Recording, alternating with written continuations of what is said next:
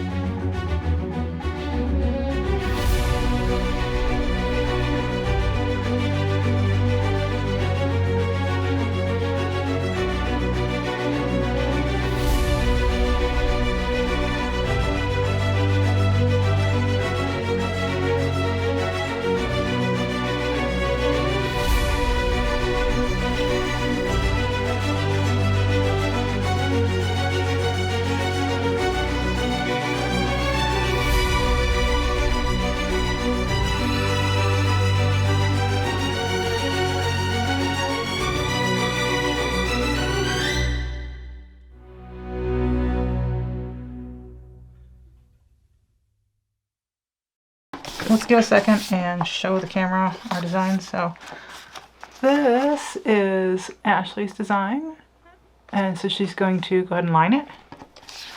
And then this is mine, which can't see super well, but you'll see it in a minute after I line it. So like what I do when I'm doing my line work with my pens, I try to like mimic what I'm doing as much as I can that I'm gonna be doing on the tattoo, but like my hand just has like the memory of stretching, so like I always end up like stretching my paper. I do this all the time Yeah. anyway. Yeah, it's like a stabilization thing, but like I feel like I'm like stretching my paper out.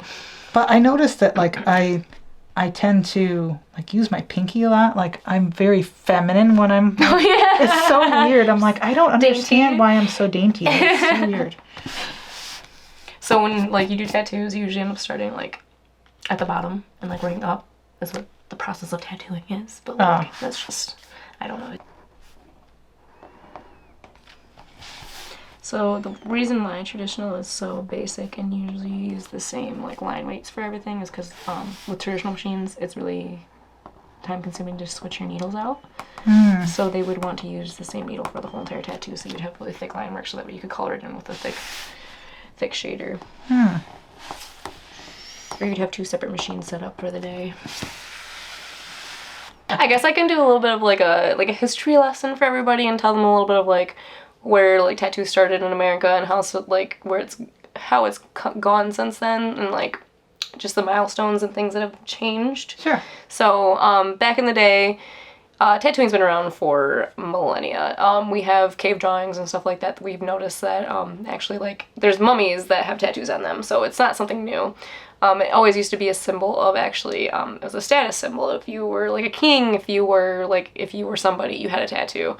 So it was kind of weird seeing the shift from that to when like early American tattooing, like Sailor Jerry, the Navy, like it was taboo. It was not something that you did, but like Native Americans, they just used it as a symbol to show you where you're from. So you would get, I kind of use that in my tattooing a little bit. So like when people come and get floral pieces, I try to focus on like apple blossoms because that is Michigan state flower. So I feel like it should be something that shows where you're from and who you are as a person. So like Native Americans would do, if you're from, say you're from Michigan, you would get deer, you'd get squirrels, you would get stuff that is around you. So that's really cool. Right. But it's just interesting seeing how it shifted from that to taboo, and now it's back to how it used to be. Right. I've seen also that like in Hawaii, the native Hawaiians will get tattoos, but they don't get to pick the design. No. The tattooer picks the design for them. And I don't know if it's supposed to kind of fit their just kind of presence, their personality. But I thought that was really interesting that like it's it's kind of more intimate in that way. Yeah. Like, you know. That's how it is. If you actually look at New Zealand, there's a girl, her name is Grace Neutral. I watched a bunch of her videos when I first started. She did a tour around, like, the whole world, and she hit, like, the places where it's still more taboo and where it's different.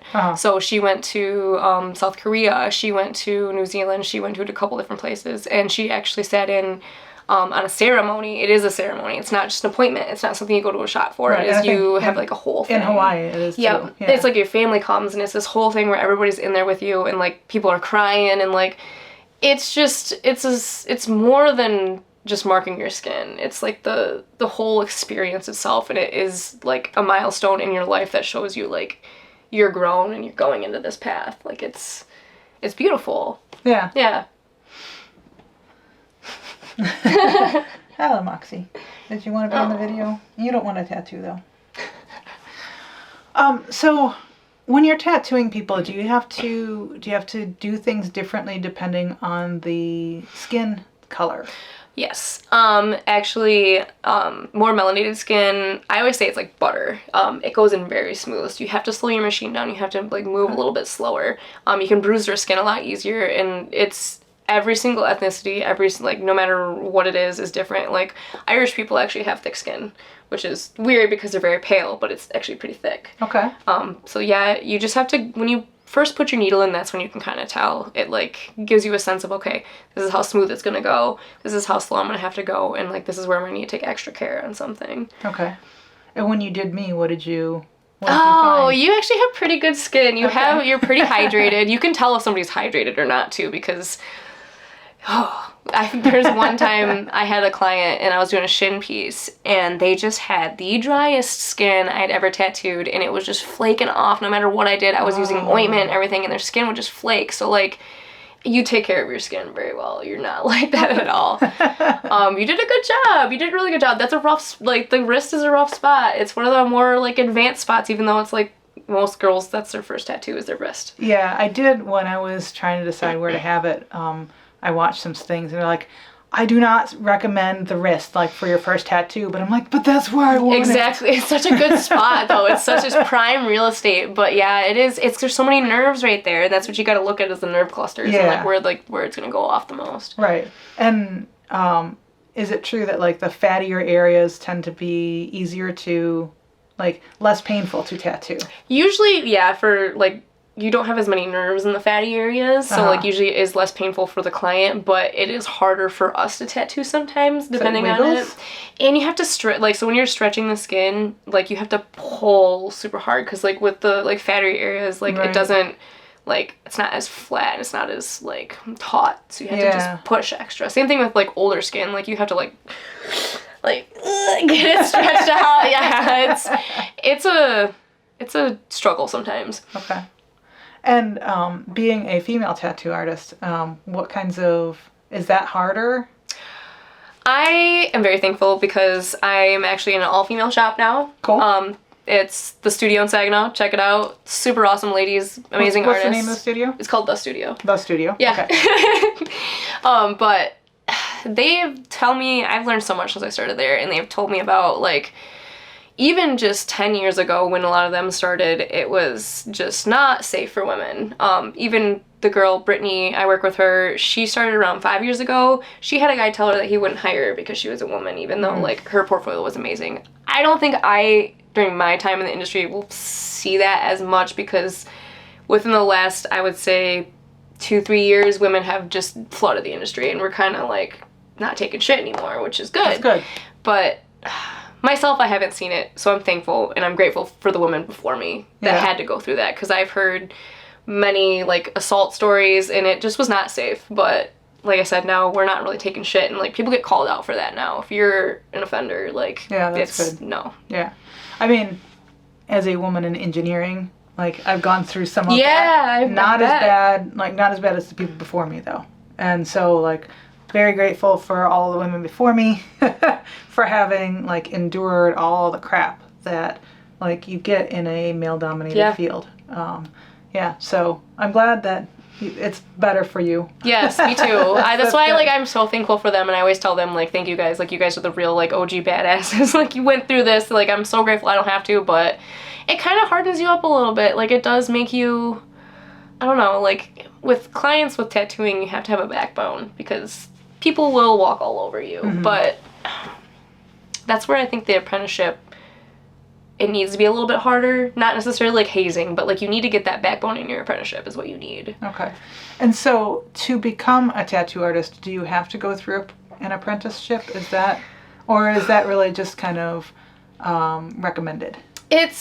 So technically there's no sort of certifications. I mean, you have to have like your bloodborns and stuff like that where like you need that to function, but you don't have to have a proper apprenticeship. There's many stories of people like faking having an apprenticeship and going in and being like, yeah, I've tattooed before, and then like they've never touched a machine and then they'll start tattooing. So like it's crazy because there's stories like that, but in my opinion, I think that you need to have the apprenticeship because like there is hundreds of years of stuff that you need to learn. And also you're doing like a surgical procedure on somebody, so like it is very serious, but you technically don't have to have an apprenticeship.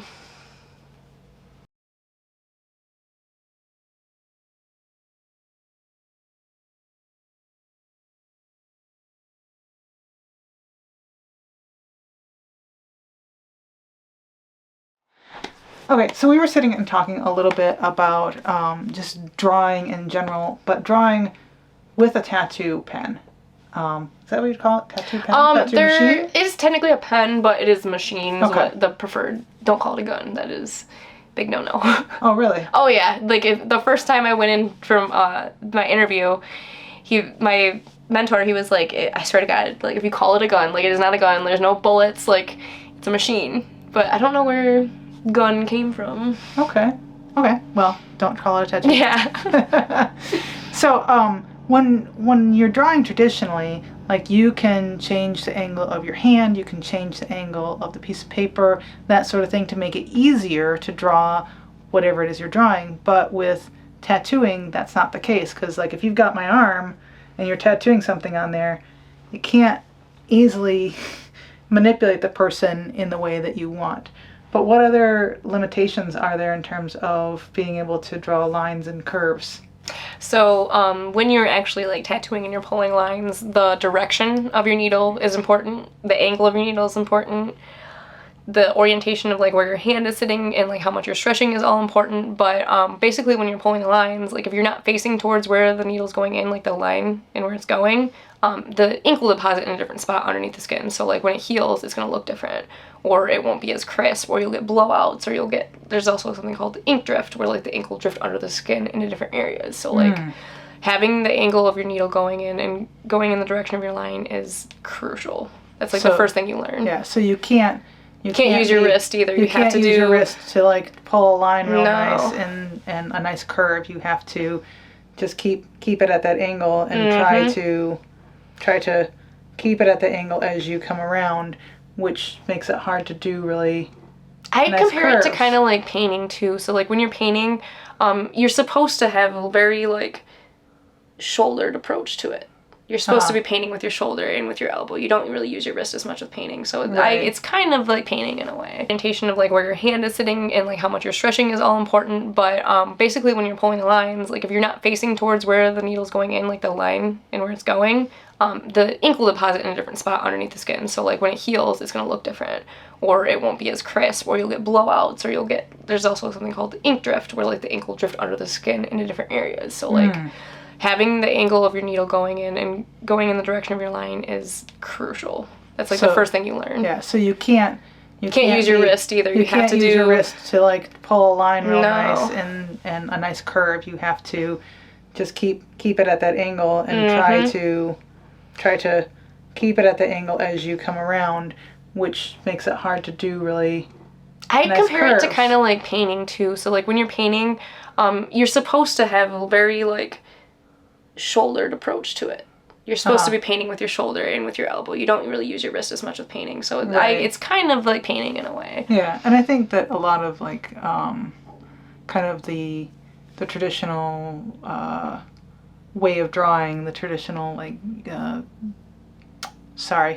lessons and like how to draw, they always talk about using your shoulder and not using your wrist as much. So I've been taking some online classes and they're like, draw with your shoulder, draw with your shoulder, like don't use your wrist.